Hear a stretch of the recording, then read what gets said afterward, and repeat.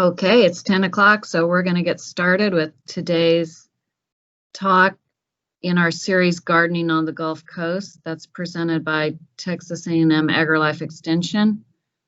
Before we really get started, I just want to remind people to mute yourself and turn off your camera. That way everyone will have better reception. Also, if you've got any questions, please put them in the chat box and one of us will answer those questions. I'm Ginger Easton Smith, and I'm the Agriculture and Natural Resources Agent in Aransas County, and we also have Skip Richter, who's a Horticulture Agent in Brazos County, and Kevin Gibbs, a Horticulture Agent in Nueces County, who will all be answering your chat questions. And now I'd like to turn it over to our speaker today, Stephen Brugerhoff, who is the Horticulture Agent in Brazoria County and is going to talk about citrus varieties. Excellent. Thank you so much, Ginger, for the introduction, and thank you to my colleagues for assisting with answering your questions. I will request that we save any verbal questions, microphone enhanced questions, towards the end of the program. I want to make sure that we do diligence and service to your time to make sure that we're on time. So if it looks like we're doing okay on time, I may ask one of the moderators to assist with posing a few questions to me, but other than that, we'll aim for holding the questions till the end of the program. A little bit about the program itself. This program, Gardening in the Gulf series, has been very well received for the past several months. We've been working at this since, I believe, since April. This program this afternoon, or this morning, is a complement to a program that Ginger Easton Smith gave earlier on this year, which was how to work with citrus in the orchard. I will repeat some of that information towards the end of this presentation. We're going to try to focus on the varieties that are appropriate for the Gulf Coast area, no matter where you are on the Gulf Coast, or even if you're up a little bit further north in Montgomery County or anywhere within the region. Most of these varieties will be appropriate for incorporating into your landscape and into your home orchard. Now, of course, we got to let you know who brought you to the table. Texas A&M AgriLife Extension Service. We offer practical how-to education programs based on university research to help your quality of life, and we do that through larger initiatives like the Path to the Plate program. We will have programs that are more specifically branded towards Path to the Plate. We look forward to bringing those to you in the coming months. Now, let's talk a little bit about citrus itself. Some of you may have seen this image that was released through National Geographic sometime last year. I found it very interesting. It tells us where citrus actually came from. Now, some of the older, more ancient fruits, of course, we start with the really large pomelo. It's an ancient form of citrus that is still used today. I did not include different pomelo citrus varieties on this presentation, but certainly if you contact myself or your county agent, they'll be able to provide you with more information about pomelo. But pomelo is an ancient form of citrus, and it's believed that most of our varieties that we have today come from some of these ancient forms, like the small-flowered pepito or the citron. Pomelo, did you know that grapefruit, that pomelo is actually considered to be a parent of grapefruit? Really interesting. So I really, really like this illustration. It tends to provide us with some sort of a map and a better understanding of where we are with citrus today. This is an image that I took of one of my master gardeners holding up a pomelo.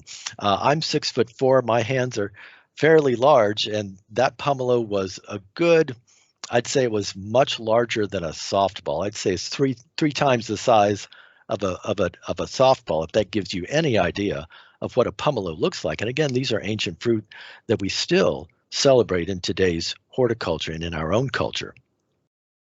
Now let's talk a little bit about commercial production of citrus. I did pull some information from 2016-2017 report indicating that commercial citrus production is estimated to have a value of over $94 million at that time. Here in Texas, a lot of the production happens in the lower Rio Grande Valley. Hidalgo County, for instance, accounts for about 85% of citrus production, and mostly they're focusing on oranges and grapefruit. Grapefruit is king and queen here in Texas. Certainly, that high production is happening down in the valley. Cameron County, right next door, about 14%, and then Willacy County accounts for about 1% of that. Now, Texas is still up there with national production, right? California comes in tops. I found this information from a 2019 summary from the USDA on citrus fruit production. 51% of citrus comes from California. We might anticipate that. And of course, with marketing from Florida since the late 60s, early 70s, or mid 70s, Florida still has really high production with 44%. We come in right around neck and neck with Arizona as far as production. We're the third largest citrus producing for the entire coming from the entire United States. Of course, I said that grapefruit and oranges are focused here as far as production. Lemons, there's higher production of lemons coming from Arizona.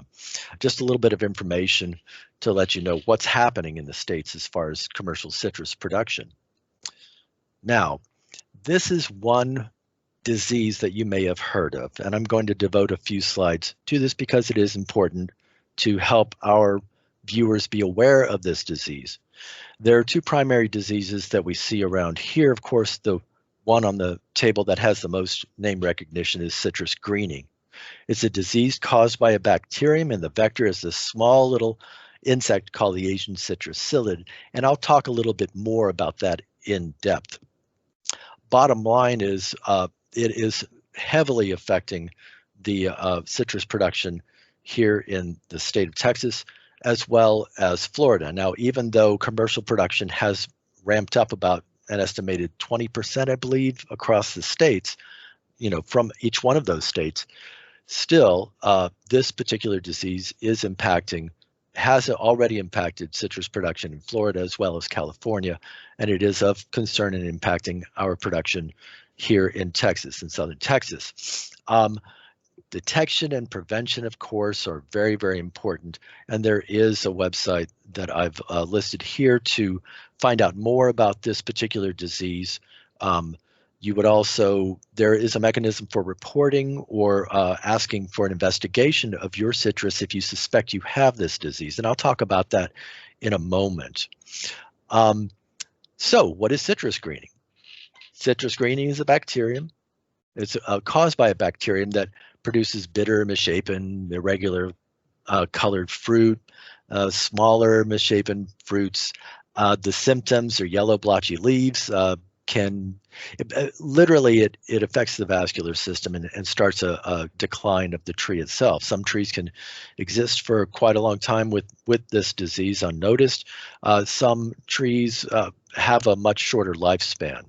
I borrowed this quote from our kind colleagues in Florida Extension. Citrus greening symptoms can easily be mistaken for a nutrient deficiency. So look at the image on the left. That's typical of the symptoms that we might expect from citrus greening. But if you look at the images on the right, you can see that there's quite a bit of similarities. So it's difficult for the untrained eye certainly to discern those two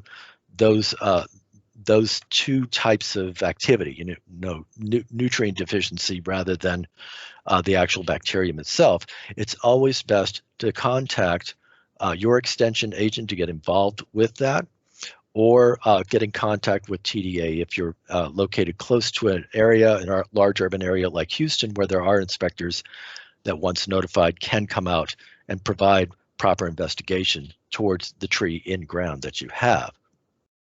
Now it's spread, of course, by this small little insect. It's an aphid-sized insect called the Asian citrus psyllid, often referred to as ACP. It feeds on the new leaf growth, and just from that feeding, can result in twisted or curled leaves. That doesn't mean that your plant has that disease. It just means that the presence of this particular insect can increase the potential for you contracting that disease, your trees contracting that disease.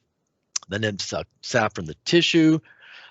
One really curious thing about this, or I guess it's a result of their feeding, is they produce a unique visible waxy tubules, which helps you to know their presence. So the psyllid itself is very small. It's characteristic in how it sits on the vegetation. It sticks its little butt up straight in the air. Its little back part and wings just kind of are almost at a 45-degree angle. Now, there are several different species of psyllid, but this one that we know of that is in our county, in Brazoria County, as well as Harris County and other counties, does help us to know that, our potential increases for contracting this disease on our citrus. Now, this is a map that I pulled from the Texas Department of Agriculture. It was updated in June of 2019. The area in light blue down in the valley, right around Brownsville and McAllen, those are areas that are currently under quarantine, right? Then there's other surrounding areas right around Laredo, Corpus Christi area, and now Houston. Now, we escaped that bullet for many, many years. You can see by the data that I've collected, first quarantined areas were designated around Harris County and Fort Bend County, but over time, with further investigation and by inspectors with TDA, they did find it in Brazoria County, and then Brazoria County was declared as part of that quarantined area October 7th, 2019. We just knew it was a matter of time. I've been in this job for about 3 years, and we were like, okay, it's been noted in Fort Bend and Harris County, and we found isolated incidents. The TDA did with the USDA inspectors, found isolated incidences in northern Brazoria County, but the whole county wasn't declared quarantine. Now the wagons are circled, and now we're all under this wonderful umbrella of quarantine. What that means is that bottom line is, if you purchase a citrus tree, and I'm not discouraging anyone from not celebrating citrus. I think we should celebrate citrus because there's just so much diversity and wonder and just joy that I get from celebrating citrus in my own backyard. Not discouraging that at all.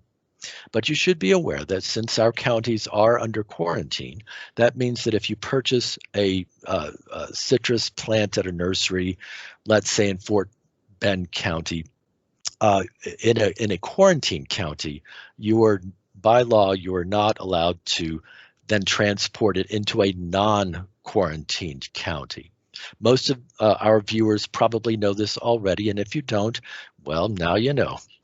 So you can visit different websites, USDA, TDA, our own Texas Plant Disease Diagnostic Lab with AgriLife Extension certainly offers service for diagnosis of those plants once those vegetative parts are submitted to their laboratory. So we do have a mechanism in place.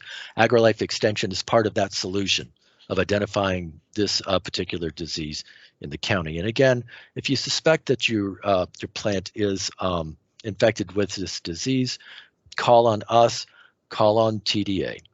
We're here to help you.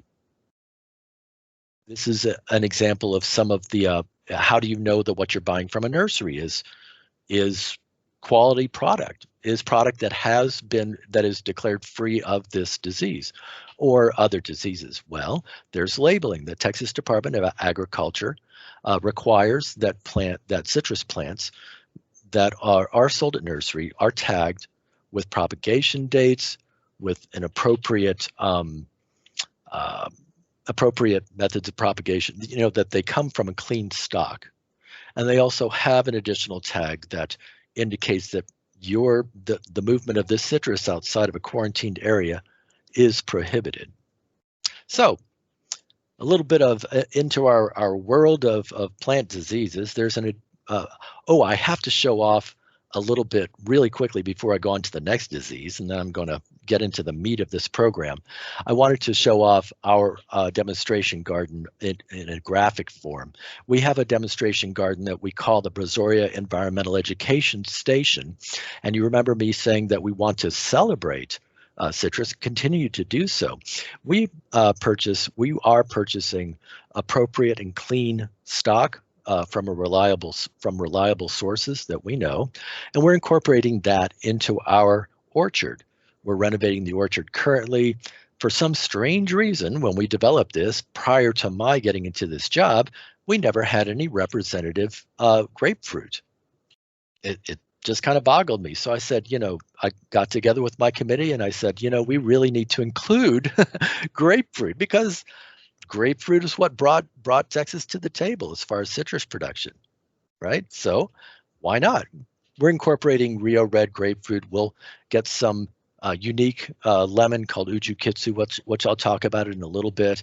We want to celebrate those white grapefruit as well, Oro Blanco. So if y'all get a chance and you'd like a private tour, socially distancing, of course, and observing public health initiatives, we'd like to invite you to come and tour the gardens with me, Stephen B. You'll find my information at the very end of this presentation.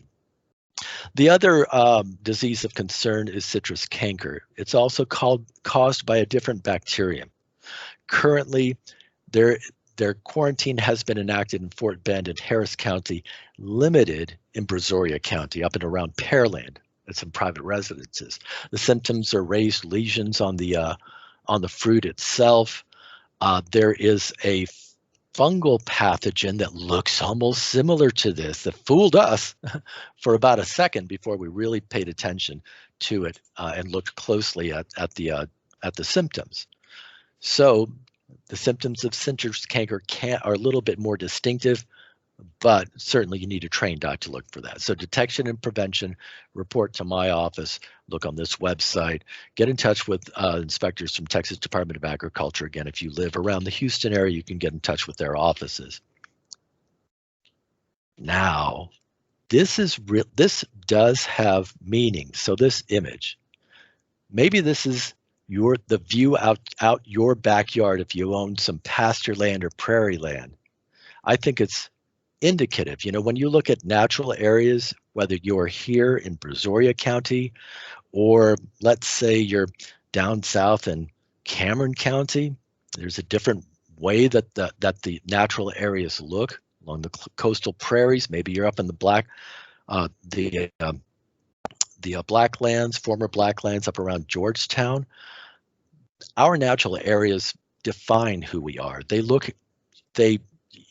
I just feel joy when I go to another part of the country, or when I did travel more, and I share some of my experiences and show images of the beauty of our natural area here. But because we're trying to raise crops, right? This is really what we're trying to accomplish. We're trying to create a clean environment to cultivate these plants. Now, this is not an image of a citrus orchard. This is a peach orchard, I believe, but you get the point.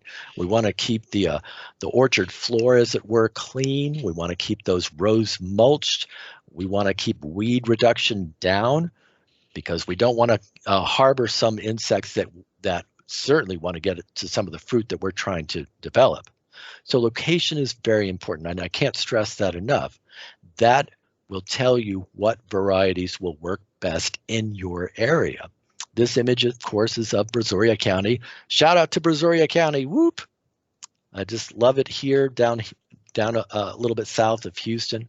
I grew up in Harris County in Houston proper in the city, but and I went away for a little bit, but I came straight back because I just love the Gulf Coast and the people, and it's just beautiful here. I lived for a little bit in the Austin area, but you can't grow as much over there. Anyway, you get what I'm saying. We need to know and investigate time into where we are and what our soil profile is. Here in Brazoria County, pH makes a big difference in the success of the plants that you're putting into the ground. Here, our pH range is average about 6.5, but I would not know that unless I committed a soil test or looked at NRCS has soil profile maps. I wouldn't know what kind of soils we have unless I investigated a little bit, and I encourage you to do the same. Now our pH can range from 5.8 to 8.4. It varies, but on average, the majority of our county is around 6.5, which is very conducive to most of the citrus that I will show you today, all of the citrus that I'll show you today.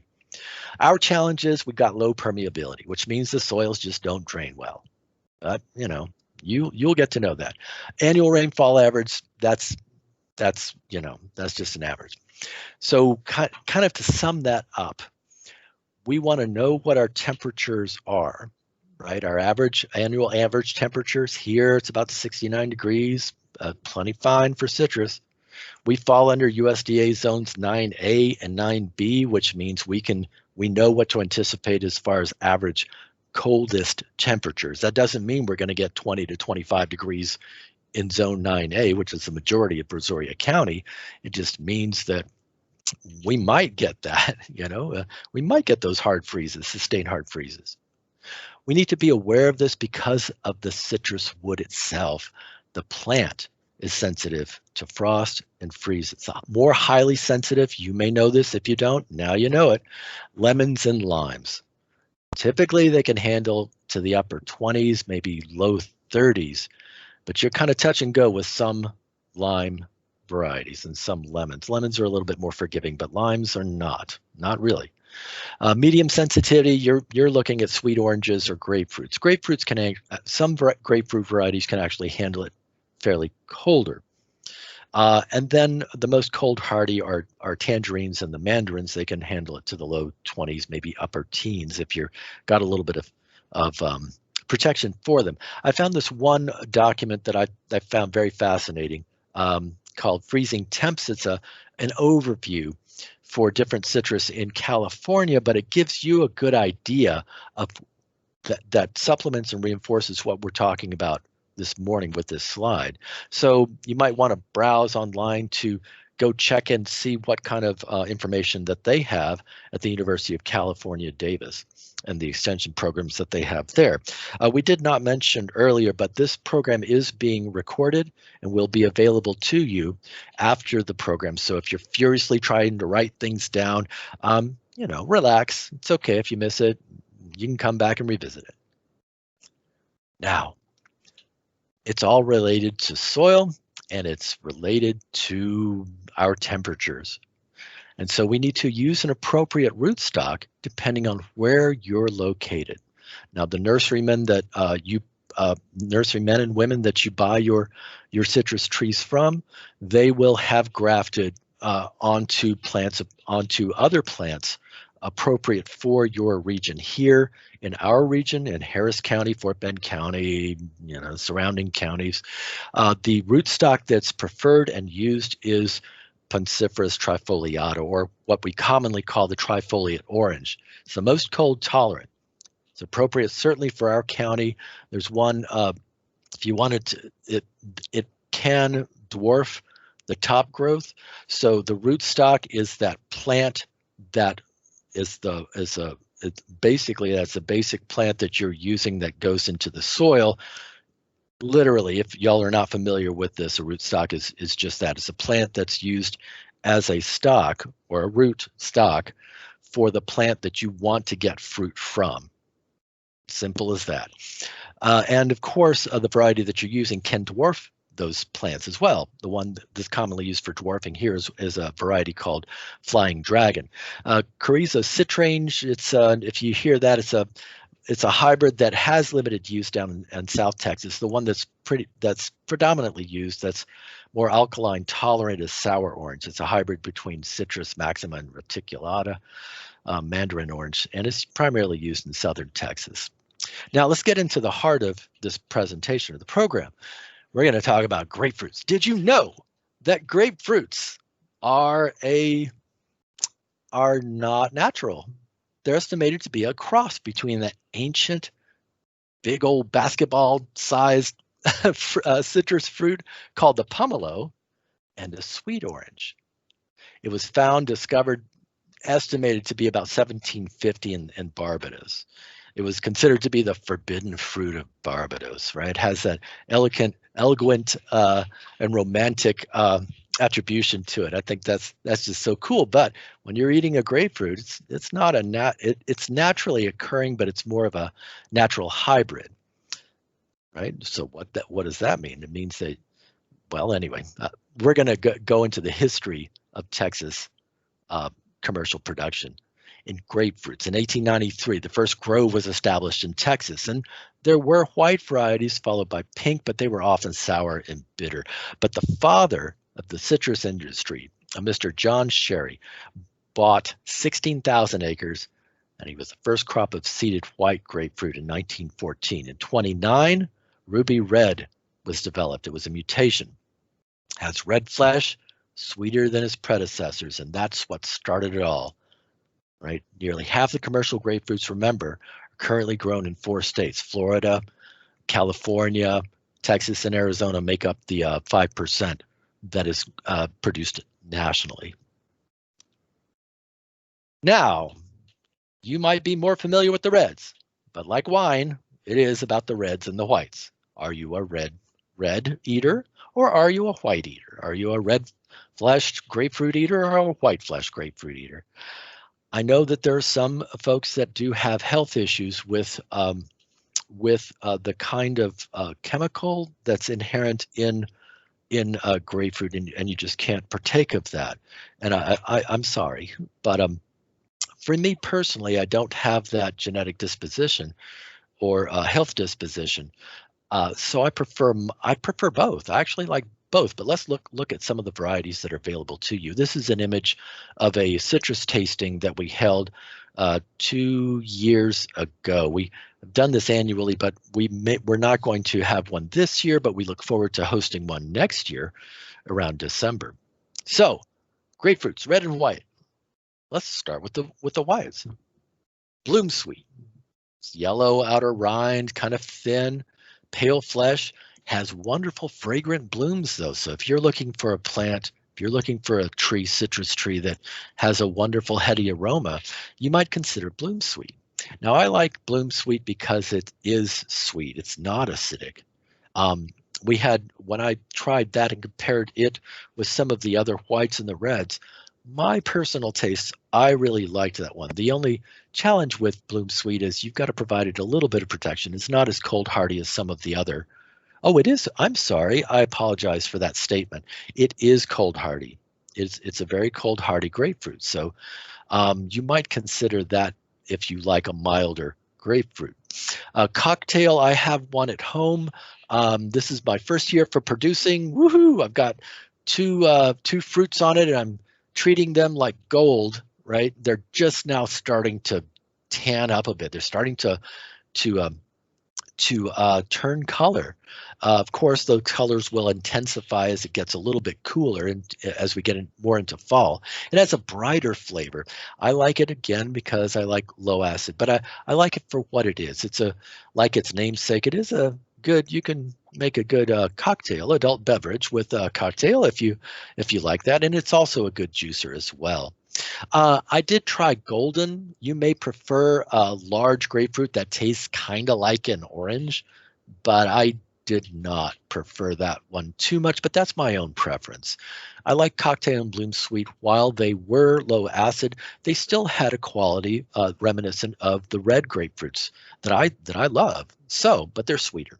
Anyway, golden was a little disappointing for me, especially because it was seedy, but it is a great juicer. So if you prefer a grapefruit that's smaller than a basketball, but larger than about the size of a large softball, you might prefer that one. Oro Blanco is another white-fleshed, low-acid, very sweet, juicy. It's got a thicker rind. It's seedless. It does have a few seeds in it, not too bad. And of course, the two kings and queens of the red grapefruits, 29 Ruby Red, started the commercial success. Deep red flesh, seedless. That and Rio Red are hardy to low 20s if they're on the appropriate rootstock. And for our area, because we can get those really low temps, certainly that would be appropriate to establish in our home orchard. So just a really quick review of some of the grapefruits that are available. Now, my friends, there are additional varieties of grapefruits that you might want to explore. I only have so much time to go over some of the plants that are available to us. So thank you very much for viewing this. Let's skip on to oranges. Now, I took this picture last night of the Cara Cara. I just happen to have some Cara Cara in hand. Mine came from the grocery store, which came from Chile. But anyway, I just thought I'd give a shout out to my own photography skills. Cara Cara on the top and last year's Moro Blood. But let's go through the oranges. Typically, oh, by the way, I'm going to skip back just for a moment. Grapefruit come into their own, we estimate somewhere between November and March. Some varieties will tend to start to pink up or tan out, if you will, in mid to late October. The best thing you can do is just pay attention to your orchard, what you should be doing anyway, and check on those fruits every once in a while. I have had this question asked of me before. How do you know when the fruit is ready to go? You have to sample. There's no way around that, folks. You just got to take off a fruit and see if it's ready. If it's not ready, law of averages. Wait a couple of weeks, go out there, pick another fruit, cut it off the tree and cut it in half and taste it. And that's one of the best ways to figure out how ready it is. But we can anticipate a general range for these plants. Orange navels, typically you can leave them on the tree all the way through winter. Of course, if we get a hard freeze, you might want to protect some of those wonderful fruits, but they can last a long time on the tree. And typically we'll start seeing them come in about mid-October. Valencia is the most common. When you go into a grocery store, more than likely, unless it's labeled differently, it's going to be a Valencia orange. So you base your memory of that taste on some of these other descriptors, like N33. We do have a variety of N33 out in our orchard, and the fruits on that are nice and large, about the size of a softball, and they're a little bit sweeter than Valencia. As far as navel oranges, for me, I prefer the N33 if you can put it in your yard. Now, these trees will get big. We'll talk about that a little bit later. Cara Cara, it's a little lighter red, right? It's not that true deep orange, a little lighter red. You can see by the image I took on the right-hand side. It's a slightly milder. It still has some acidity to it, but I think it's fairly mild, but I like it because of the, we do have one out in the orchard, and it is a fairly high producer. You might consider others like Mars Early is fairly low acid and seedless, and it's a pretty robust producer as well. You often don't see Mars too much outside of Texas in production. Now, as far as the blood, oh yes, and Republic of Texas, I should have put it up with the others. It's more of an orange, right? It's not deep red colored, it just looks orange on the inside. The interesting thing about Republic of Texas, it was found in Angleton in 1847 and propagated, produced is determined to be the most cold hardy of the oranges. As far as the red oranges, Moro Blood, it's acidic while it looks great. You've really got to let the sugars build up on this plant. It has a distinctive, when I say bold, I don't mean that in a negative sense. It has a presence to it as far as its fragrance, and it is sweet. But if you're going for a blood orange, Tarraco might be better for you. I mean, one that's much sweeter than Moro Blood. Moro Blood, it puts on a good show, and certainly it's a decent blood orange. I love the way the variegation on the flesh, and a little tip for you folks, you may have heard that you can freeze your lemon juice. You can do the same thing with plants like blood oranges. It retains that deep blood color. You can make some ice cubes out of it, put it in a drink. I mix it with Sprite make a sangria with it. It's just wonderful. So again, Tarraco blood, you might want to look out for that one if you're thinking of a more sweeter blood orange. And again, they'll come in any time, and it's dependent on the variety, anytime between October and February. All right. Are there any, sorry about that, I didn't mean to shout into the microphone. Are there any, I'll take one question if there is one. There Ginger? was a question about citrus canker, whether trees that are infected would have to be destroyed. Well, with citrus greening, the trees are destroyed. With citrus canker, I don't have the answer for that, unfortunately. I would suspect that they would be slated for being destroyed as well, since it is a bacterial. It is a bacterial. The pathogen is bacterial. The plant will continue to go down. So I would think that it should be destroyed as well, but I would have to review that and get back to that individual. Okay, thank you. Yeah. All right. Jerry, did you have a question? You had a hand up.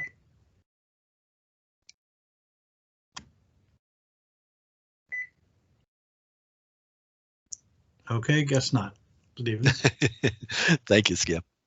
All right. What's the difference between a mandarin, a satsuma, and a tangerine? What's the difference? Well, mandarin is kind of it's a general term for the kinds of oranges that fall under that, like satsumas. It's a term that's taken from Japan. Mandarins are mostly orange fleshed, and they can be highly productive and very easy to care for and long lived. The cool thing about mandarins is that they are those that fall under that, tangerines, the zip skin or satsumas, they're easy to peel, and oftentimes they're much favored by children. If you're going to send off a snack with the kids, or if if you're vicariously living your inner child, you may like some of the miniolas that fall under that, the little sweeties. Anyway, mandarins are tangerines, clementines, satsumas are all under that general term of mandarin. Oftentimes they're flatter shaped, or they have that zip skin. Of course, we know the tangerines, they oftentimes have a tougher skin. They're a little bit more tart. I only have one tangerine listed on a list. I'm not too fond of tangerines, but I know that there are some folks that are. Satsumas in general, they're sweet, juicy, and seedless. They're the easiest variety to peel. Now, what that means is when you're removing these from the tree, that you need to take care. Not like a navel orange. Navel oranges you can leave on the tree until they fall off or about to fall off, or you can, when it's ripe, you can literally twist it right off of a branch. Not so with these zip skin varieties. You need to take care and cut them off the branch, right? So if you look at the image of Paige on the upper right-hand side of this slide, care should be taken to take these off. If you try to peel that off of the tree, you're going to break the skin. It's as simple as that. So oftentimes when they're harvested, they're hand harvested. You have to go in and carefully cut these guys off of the tree. Now the challenge with that, when you're shipping these varieties, with these diseases that are currently apparent, there are policies and regulations in place for movement of plants. I did have one gentleman who lives has relatives in Alabama, and he said, this was 2 years ago. He said, "Hey, I've got these mandarins that I ship off to my kin in Alabama annually. Well, I just found out that Brazoria County is now under quarantine. How does that affect what I send off?" So I had to ask the folks at Texas Department of Agriculture, and they said, well, he can still ship, he can still safely ship the fruit off as long as there's no vegetation attached to it. So there you go. Be aware of that when you're using fruits like these fruits, and that fruit still might have the potential to transfer that disease. So just remove all the vegetation. It's as simple as that, but make sure you carefully cut it off of the branch or the tree. Some mandarin varieties, Newell's, it's a sweet clementine. fairly seedless. I mean, it does have a few seeds in it. I like a variety like Kishu or Honey. Honey is just like the name says, it's a deep rind, it's fairly juicy. It is seedy, but I really like I really dig the flavor on a variety like Honey. So I'll juice it rather than try to eat it. And I think that's why some of these varieties that are seedy are preferred by some folks that are either into if they're jamming or if they're, juicing. Certainly those seeded varieties might not make that much of a difference. We're going for flavor. Kishu I like because even though it produces a smaller fruit, about 2 to 3 inches in diameter, it's fairly mild. I like it because it's seedless and it's sweet. Page, some folks like Page as well. It's a little bit thicker rind on it, but it is easy to peel. You might consider that one as well. Now there are way too many. I was looking at lists of mandarins, of satsumas, tangerines, and the list was just too large for me to put on this slide. I ask you to investigate that with folks like myself or your local AgriLife agent. As far as satsumas go, Brown Select, it's very cold hardy, and we have one out here at the demonstration gardens. It works really well for us, and I just love going out to that orchard around this time of year and start testing some of those oranges out here at the gardens. Now, they will ripen variably. Because they are thinner skinned, typically they'll ripen earlier, but it really depends on the variety itself. And you'll need to do some more investigation on your own to determine which variety is appropriate for your area and when they actually do ripen. Frostawari has a good name to it. Miho is fairly well known as well. It's a little bit larger of the varieties of Satsuma. So just try to figure out what is best for you if you're interested in these plants. Tangerines, most of the ones that I saw listed were seedy, and I ran out of time on the slide. So there you go. One that you might consider is Dancy. It's an older heirloom variety, but there are quite a number that are available on the market. Lemons and limes. I love lemons and I love limes. And there are a few lemons that might work for your, well, how do I put this? I was talking to a community member, someone in the public, and I remember now, I was taking this person on a tour through our demonstration garden, and we have a Lisbon, no, it was a Ponderosa lemon, and we had a Meyer Improved, and we sampled each one of those. Ponderosa tastes and smells like that lemon, right? I want to say kind of like lemon. I don't like to use the word lemon pledge because you might associate that taste with that, but I want a lemon to, taste and smell like a lemon. Certainly Ponderosa takes that up in spades, but Meyer Improved is a little bit milder. It's a little bit sweeter. So this person that I took out to the orchard, they actually preferred Ponderosa over the Meyer Improved. Go figure. I think it's all up to individual taste, but we'll start with Lisbon. Lisbon's a tart lemon. It's seedless. It is cold hardy to the mid-20s, so it's one of the more cold hardy lemons for our area, and it's a fairly common lemon that you might find at your grocery store. Of course, Meyer Improved was developed to combat some of the diseases that are tristeza, I believe, that are currently out there. And the difference between Meyer and Meyer Improved is now you will see Meyer Improved. You really won't see Meyer itself, the variety just called Meyer on the market. What you commonly see is Meyer Improved. They'll mature about October. They can store really well on the tree into January, but be careful of the freezes. You might have to go out there and start harvesting some plants some fruits a little bit early. It does sweeten as it matures. Of course, I talked about Ponderosa. It's a great juicer. It is a little seedy, but it provides you with that wonderful taste that we expect from a lemon.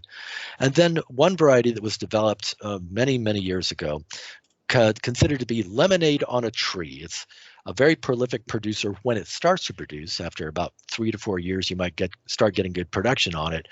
They produce really large fruit. The sugars are built up so much in the fruit itself. Literally, you can squeeze that out, put it into a glass, no sugar, and it tastes like lemonade. It's amazing. But, as itself, it may not be what you would prefer to cook with or use. When you try to cook with a plant like that, it's going to lose a lot of its flavor is lost, it's gone. So think about that when you're thinking about lemons to incorporate into your cooking. Limes, well, I'm just going to go through 2 that I know of. I've got both in my backyard, and the Persian lime did produce for me this year, and it was glorious. I made key lime pie. You're supposed to use key limes for key lime pie. Trust me, Persian lime will work for a key lime pie. All right, Persian is also known as Tahiti or bears, right? They're larger than a key lime and they have a milder flavor. But, mine, I'm not going to turn away a lime that's being produced in my backyard. So I love that I have both of them. The Mexican or the key lime is a lot more sour, but it might be better for container growing. I do have the Persian lime in a container, but I'm going to move it out this year into the yard. I just moved into a new house and I'm confident we'll be there for at least a year. So I'm going to put it in the ground. I'm like, man, I cannot keep torturing this plant in the container. It needs to go in the ground. But the Mexican and the key lime, I do have one that's thornless. So there are thorned varieties. Watch out for that. They do produce a much smaller lime. If you've gone to the grocery store and you've seen tiny, tiny little limes and you're like, hey, did they pick these early? No, they did not. This just the variety, right? So I've got that one, and I'll report back to you when as I grow this particular plant, successfully grow it as well. I'm not going to talk about some of the other plants that you may have questions on. Of course, you can ask us. You may have been asking these questions throughout the presentation. Certainly, you can get back in contact with myself or your local horticulture agent or ag agent in your area to talk about plants like calamondins or lime quats or the Thai limes. Just get in touch with us. We'll be able to provide you with information. A little bit of redundant information on growing these plants. All citrus require what? That's right. They require full sun and great drainage. They'll, again, citrus in general will start to mature about October. Oh, one thing that I did not mention, lemons and limes. Limes may have more than one production per year, right? So oranges, you're looking at fall or, winter for harvest. Same thing for grapefruits as well. But limes and lemons, you might get several harvests throughout the year. So anticipate that. So in general, we begin to harvest in October. Some of those fruits will store well until February. They can vary in height. We're looking at navel oranges and grapefruits. You can get pretty darn big, 12 feet and up if you let them. I visited some clients. I'm like, wow, why did you let your tree grow to 26 feet tall? You'll never get those fruit. Mandarins, they can be kept fairly low, and they are great for containers. If you're thinking about the mandarins, satsumas, you might consider a container growing for those plants. Tangerines as well. Lemons, you're looking at about 12 feet plus, and limes, fairly short stature as well. Keep them trimmed to the height that you can get to them. Fertilization, you can find this information elsewhere. It's repeated just for your quick glance, your 80-mile-an-hour down the highway botanizing, right? When you're looking at plants and you're trying to recognize plants at 70 miles an hour. Anyway, this will give you at least a snapshot of some of the fertilization that you can apply. It depends on what kind of nutrients are available in your soil. Always get a soil test. If you haven't done so, get out there and do it. It's especially important for your orchards, right? For the plants that you're raising. You want to keep an eye on the nutrient levels, but these are general. In general, you want a balanced fertilizer of a 3:1:2 ratio or 18:5:10. How's that? we're looking at a ratio of 3% of the product, nitrogen, 1% phosphorus, and 10%, 3.12% potassium, whatever that works out in that ratio. But again, these are all based on what is necessary for your growing environment, and that's accomplished through a soil test. As far as tips go, fertilize 3 times a year. Valentine's Day, Mother's Day, and Father's Day is just a general rule of thumb, but do not do this after September or October. Folks, we do not want to have your plants growing at a time when they can succumb to those freezes we may get. Citrus does have the habit, this is a general caveat, of alternate bearing, which means there might be some years that you get great production and all of a sudden, boop, you don't get any production at all. Well, plants need a rest, just like we do. I don't like to anthropomorphize things, but you get what I'm saying. You got to let these plants rest sometime and expect that they will be alternate bearing. And then, put out the fertilizer at the drip line. Pruning, we're not going to get into pruning, but basically for these plants, we're pruning to their shape. But I do advise you to keep them to a height that you can get to those fruit, unless you really like critters getting your fruit. We're winding up this presentation for you now. Some resources for you. Of course, the South Texas Citrus Alert, information about some of those diseases like citrus greening and citrus canker. It's important that we identify where that is to help stop the spread of citrus greening and citrus canker. Aggie Horticulture, your one-stop shopping for citrus, fruit, and nut information. There are different websites that you can go to. Again, you will have access to this presentation so that you can copy this information to investigate further. We do have the Kingsville Citrus Center that's run by Texas A&M University down in the Valley. They are working hand in hand with the commercial industry, and they do provide quality research to make sure that our producers, as well as homeowners, our homeowners do benefit from the information that they provide in the research that they're into. Plus, they also direct the Budwood program, which is clean material that's used in propagation for citrus, and you have to have a license to do that. You may decide that you want to join a wild and crazy group of folks, Texas rare fruit growers. Of course, I do have colleagues in Extension that participate with this Facebook group. It's often interesting what kind of different varieties you might see out there. So you may peruse through that resource. And again, we always have to acknowledge the wonderful resources from our colleagues in Florida and California. There's just one link to horticulture, citrus and horticulture from our colleagues at the University of Florida Extension. Skip and Ginger, folks, that's the end of my program today. If there are any additional questions, I certainly would love to field them. Stephen, we've had several questions about how to know when citrus is ripe. And since a lot of people think an orange should be completely orange, maybe you could comment on that, as well as on things like limes. What color should a lime be when it's ripe? That's a really good question, and thank you, Skip.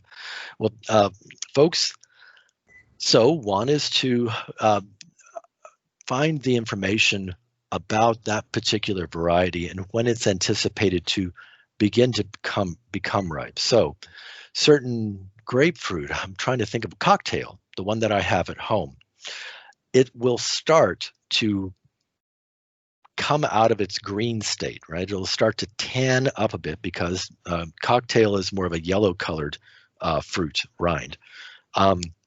It's already starting to pull that kind of a blush on it. It actually might be ready now. Some of these fruits are ready in a green state, but as they're given time, as the weather becomes more cold, the plant focuses a lot of the sugar production in that fruit, and certainly can enhance the quality of that fruit. So it's kind of a mixed bag answer. I apologize that I'm kind of sound like I'm all over the place, but they do have the potential to be eaten when they're in a green state around the time that they're starting to, that they're anticipated to be ripe. But the best way to determine that, of course, is if you've got 100 fruit, I'm not kidding, if you've got 50 to 70 fruit on a tree, trying one is not going to hurt anything. It will give you an average of when the rest of them are. A lot of it comes with just experience, getting out there and getting to recognize the change in that fruit as it matures through time.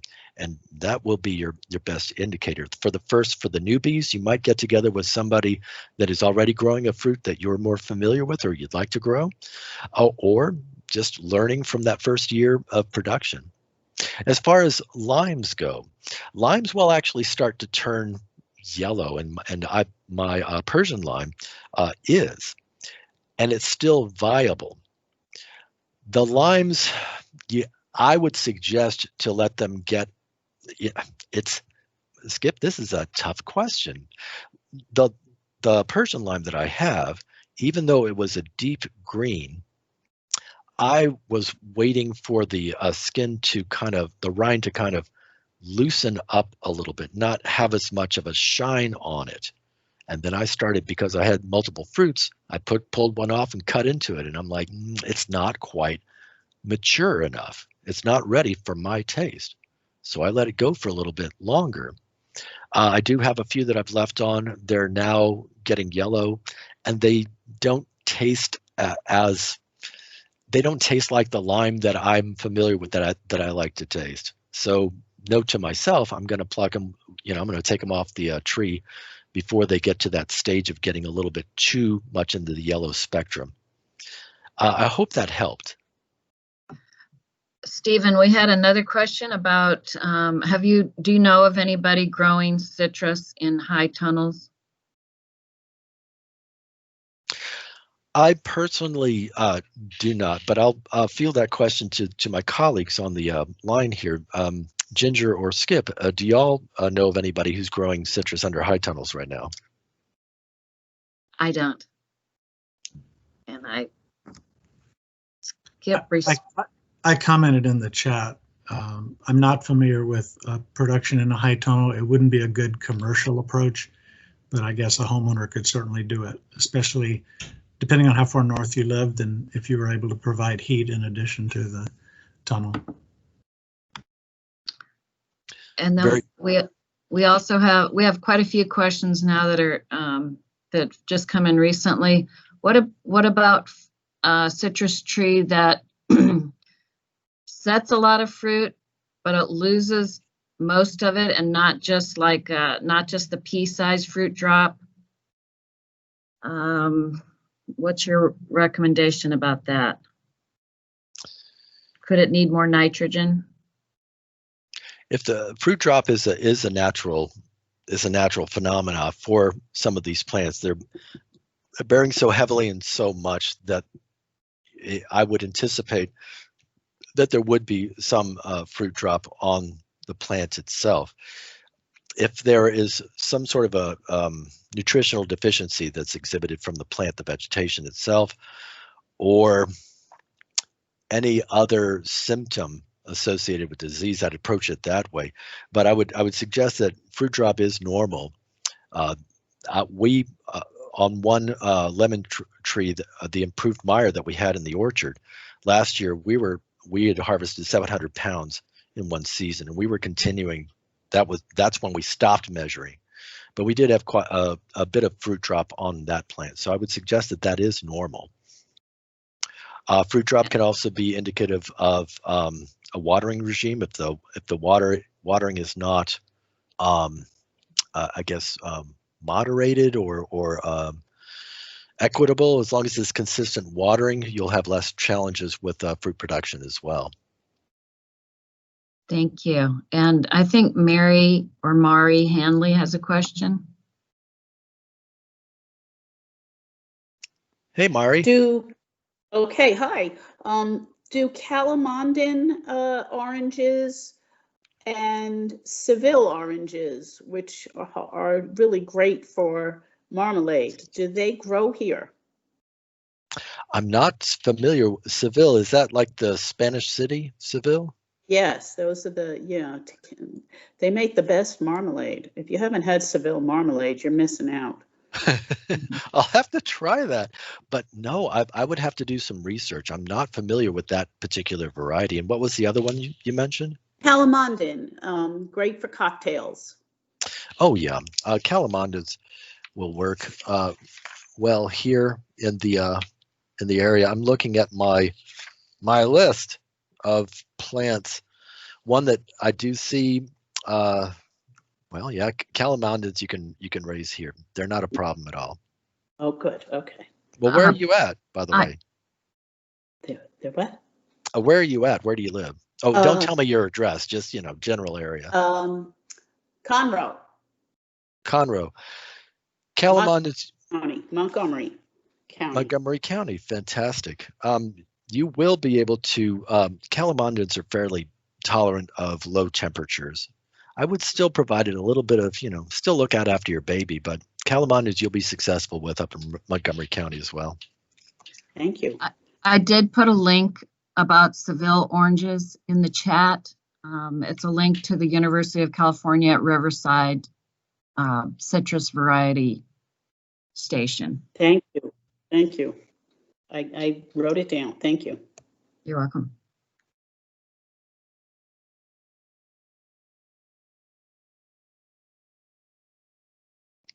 All right, folks, anything else? We kind of had a flurry of questions, so if your question didn't get answered, if you would just re-enter it, we're about to close down, but we sure would like to get to it. Well, folks, I thank you all for joining us today. It's been a pleasure to serve our community, serve our larger community through this medium. We're going to continue on with gardening on the Gulf Coast next week, October the 7th, same time, same channel, gardening with native plants. I'll be talking about native plants that you can grow successfully, depending on where you're at in Texas, but there's quite a number of native plants that will work that have a larger distribution that we should be aware of across counties in Texas. So I hope that you'll join us next week. We're going to continue on through the rest of October as well. Thanks for your excellence. Could you address a phenomenon called the second greening on lemons and oranges? That's when the lemon, if left on the tree a little bit too long, sometimes they'll turn green again. And how about? I'm not. I apologize. I'm not as well versed in that. I've heard of it. I've not witnessed it, but I've not researched it either. I witnessed it on the estate of the people who did mission pack back in the 40s and through 60s, and that was in Southern California. I've read of it occurring, but again, I'm not familiar with that phenomenon. There's no real detriment to the fruit or maybe the flavor. Excellent. Well, thank you for sharing that with us. I want to remind everyone before we go that you will be receiving a link to this presentation, so you'll be able to watch it again at your leisure, as they say, and you'll also receive an evaluation form. And if you could fill that out, it's short. It won't take more than 5 to 10 minutes, but we would really appreciate it if you could do that. These programs are magnificent, and thank you for the productivity, the production of the programs. Thank you, You're Stephen. welcome. Thank you. Well, there's many more to come, and I'll put in a plug for Stephen's upcoming program, Gardening with Native Plants, and that's coming up next week. Also, each week we'll have these kinds of programs going on, so please stay tuned and come back. Thank you. Thank you all for attending, and thank you, Stephen. Hey, thank you. Thank you, Ginger, Skip, and I know that Kevin was on as well, so thank you all. We'll see y'all next week.